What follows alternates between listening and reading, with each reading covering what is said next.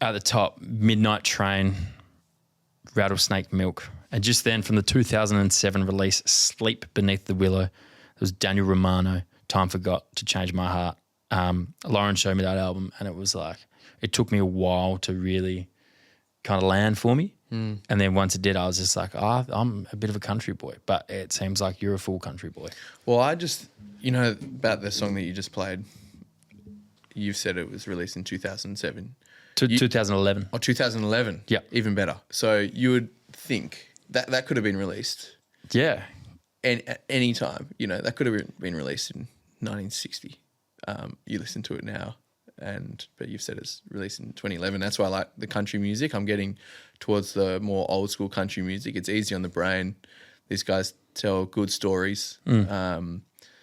It just doesn't take a lot of effort. It's warm and it's like, it's not content heavy. It's beautiful guitar. It's deep, almost like caring voices. The content matter is truly depressing and somewhat like R-rated, but it's just like, for whatever reason, it's a relaxing listen. It is a relaxing listen. I think particularly the old style of country music, and which some artists still carry on, just sings about simple times as well. Yeah. And I really enjoy that thought at the moment. Like, it's a really hard life to live. Like, to live a really simple life is really difficult now. Yeah. There's plenty of times I would love to just get rid of my Instagram and do all of that stuff, but it would be really dumb, right? They would actually be stupid. I think about it all the time. I reckon everyone thinks about that. Now our entire business is at PTA.listen if you want to follow us on Instagram. Hit us up. Fuck that simplicity. But, so that's sort of my outlet for that. How do you try to apply those simplistic practices at home then? It's easier now that I'm a parent because I have to make a choice quickly. Yeah. And most of it revolves around my son's day. Yeah. And most of my timings revolve around, when he's awake and when we're going to do stuff with him. So I don't look at all the potential options anymore and try and pick the best one. I go, no, this is what we're going to do. And I stick to that choice. And so my decision making has become a lot clearer. Yeah. And a lot more simple. And I'm not spread as thin between as many people anymore. I think, we have friends and family who we really trust. We hang out with them and we do the best for our boy.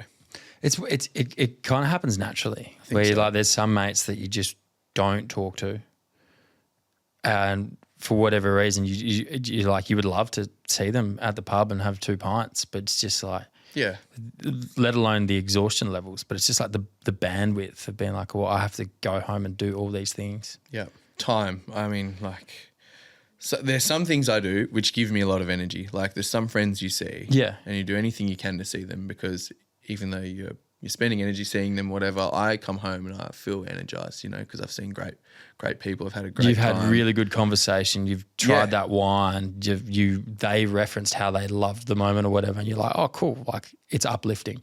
You're not getting dragged. Not at all. And then I'm ready to go and give as much as I can as a parent, because like we said before, you got to give everything you can, even when you've got nothing to give, sort of thing. So I guess you only figure out about. Oh no, this is gonna sound fucked. You don't figure out who really sucks your energy and who really gives it to you after you've experienced it. Yeah, you can't locate it beforehand after hanging out with someone. It probably takes a while to figure out. But like, oh man, I'm just cooked. Definitely. I didn't realize how much time I had before. Yeah. You have so much. And it's actually sickening to think probably how much time I wasted, but that's all right. You're not supposed to know that. I'm not trying to dive too deep into that, because then I'll just feel bad all the time, about what's already happened. I'm probably just a bit wiser with how I use that now. And I'm a bit more comfortable with being idle, I'm not trying to achieve something all the time. Like, when I've got my idle time, I think spending that time, honestly, sometimes just sitting back thinking, listening to music or just sleeping, has been really good for me. Yeah. So they're the simple things that have become a lot more important in my life. And that's. Do you catch yourself when you're in it though? When you're like, I'm just trying to be 100% present here, and I'm not, or you feel you're reaching for your phone and you go, actually no. Oh yeah, I reach for my phone heaps. Yeah. And sometimes I'll do that way too much and his nap time's over and, you know, but I don't feel bad for doom scrolling on my phone sometimes. Like sometimes I feel great after that because I've had a laugh at a few funny reels and that's okay. That's still idle time. I mean, ideally I had a nap or read a book, but like I said, I'm just not trying to judge all the little things too much. You're not punishing yourself if you don't read the book. No. I feel like, I get there sometimes to be like, I should have done this or I should have done that or like I could have spent this time after work doing this. And then it's just like, man, I got to chill out and I wasn't thinking for a bit and I actually don't give a fuck. I think as long as you put enough energy into what your main things are, right? Yeah. And Esther's your main thing. You're giving her all your energy and then you work outside of that. Yeah. You know, and for me, it's Charles and it's cricket. Yeah. And I'm putting all of my energy into those things and the in-between, if I've got time and, you know, I can sort of waste it anywhere that I like. Yeah. And that's a good thing. Do you enjoy cricket differently now that since Charles has been around? I don't think I asked you that last time. Yeah, I get asked that question a lot. Like, has my perception of it changed because I've got a boy that comes, like, I go home to and he's happy no matter what? Yeah. It's not like that. The older dads, like, I got a duck, but I go home and my kid didn't know I got a duck. I hate getting a duck, man. Like, and I hate doing poorly. I actually want to do better now. I've got more energy. So I love this more honesty. drive, like, than ever before. Yeah. I love the feeling of the pressure of like you got to provide for another person in your family because I'm doing everything I can to give him the best life that I can possibly give him. And I want more kids, you know, my wife, Madeline and myself, we want 3 kids ideally, but it doesn't always work that way. It's really tough. Yeah. Having kids is bloody hard. It's, you know, what everyone sort of learns. So we'll just see how it goes. But, you know, I want to use my cricket to provide a great life for my family and I really like my cricket. So I feel confident and strong now that I just have to have my shit together. That's how you feel as a parent. That's exactly what I felt when I saw him for the first time. I was like, all right, I feel confident because I've got no choice but to be that. I still get really tired. You know, I have to watch my emotions even more now. Yeah, that's a tough one. That's a tough one. You have to watch how you speak and all these little things. And I probably have to self-reflect a little bit more. You know, I think I can be impatient at times. You know, and I like things to be a certain way sometimes. So I sort of have to just check myself on that every now and then. Is that more like an organisational thing? Being a certain way, or is it just like, man, I had not like that. It's just maybe it's just part of you're not sitting there lining up the pens and Charles comes across. Not like that. Yeah. It's more like, man, like I wanted to go down to Cop and throw the ball at my kid and get an awesome coffee from Alito and then go home. And it's just like, his nap ran over time and now I can't and I got to go to training. And it's just like, no, I would have liked it to be like that, but shit got in the way. And I think it's you know, having my boys helping with all of those things, like the self-reflection probably happens a lot. I don't go too deep. I don't judge it too much, but just trying to get a little bit better. So yeah, there's a lot of positive stuff that's come out of being a dad. But yeah, in terms of how cricket has changed, only for the better. Like I've had a lot of injuries since I've had Charles as well, and you know I'm 32 now, and as you get past that 30 mark, you do get injured more, and it happens, particularly with the player that I am. You know, bat, bowl, field, a lot. You're gonna get hurt, and I think I've just churned through my rehab each time because I know I've just got to keep going. Yeah.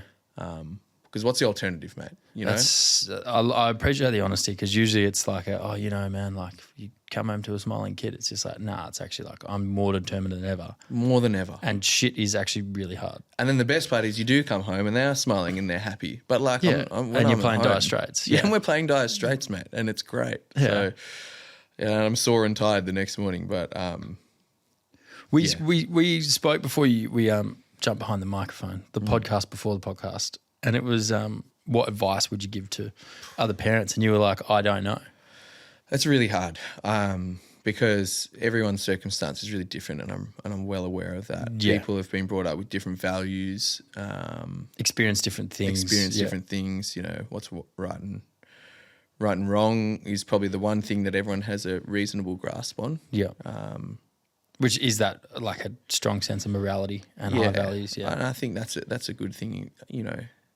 To instill. Yeah. If you could pick a couple of values that you think are really important and you can base your decision making around those, that's good. I would say really lean into your instincts. Yeah. Because I've felt that quite a lot. The thought of having a kid can be quite daunting. And you would like to school yourself on everything that you need to do, but that's impossible. Like I tried to read up on stuff and not a lot has helped.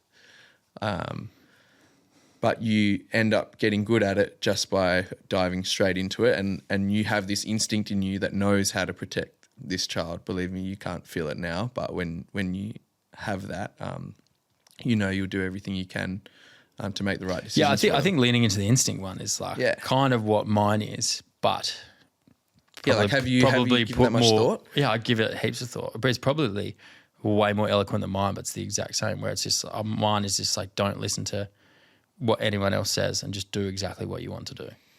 Because so many people are going to be like, and I guess that applies to people without kids, whether they want to have them, whether they don't. It's just like trust yourself and do it. And if you don't like the outcome, then it's like, okay, cool. Just don't do that again and try something different. Yeah. And then the other one for children specifically is just like just love your kid. And be there no matter what with open arms. Like no matter like how much they kick and scream and fuck up, or I could imagine it get quite hard as they get into the teens, but it's just like just cuddle them and tell them you love them, and that's where they'll feel their safest, I think. I agree. I think that's beautiful. I think the notion of deserving stuff sits really funny with me, right? Yeah. I think about it a lot. As adults, I don't think any adult, no matter what you do, you don't deserve anything. You sort of get what you get and you make the most of that, and you do your best to get what you want. Yeah. But it doesn't mean you deserve it, whether you get it or not. You need some luck here and there, and there's a lot of different circumstances. But the only people... Yeah, you spoke about luck before. Yeah, I think luck gets discounted a lot in everything. You know, like you can put something down to great decision making or your immaculate process, but really recognising luck's pretty important in maybe how you form a process, you know, and being happy getting that luck, that's a great thing. Like the luckier, the better. I think it almost relinquishes like the outcome as well. If you like can boil some things down to luck, like if the outcome comes your way, that's great. And if it doesn't, it's just like, it is what it is. And you can actually like compartmentalize a little bit easier with like big things happening. If you're like, oh, fuck, I just got really lucky there. I think so. It's a bit more of an objective way of looking at things. Yeah. Rather than, you know. And an honest way, because sometimes it like really is. Much more honest. I guess what I was going to say with the deserving factor though is that the kids are the only things that deserve anything. You know, they deserve everything. And your child, my God, they deserve the energy is the big one. Like that's what I try and tell people. Like it's going to be so hard, but you just have to give them as much energy as you can. Like all of your energy you need to give to them. And if you do that, that's so positive, you know? Yeah. And you're most likely going to give them a good life. And within that, you know, there's a lot of people, like you said, that are going to tell you what to do. I think there's this notion that's called like Occam's razor, and it's like when there's heaps of potential solutions to a problem, often the most simple one is the best way to go about it. It's the best solution. And I think that's a nice way of looking at it. You know, what did your parents do? If you've had a positive experience and if that was simple, go for it. You know, it's probably going to be okay. Wow. Occam's razor. That's TB spec, man. That's nice. Beautiful, bro. I want you to pick 2 songs, man. We'll be right back.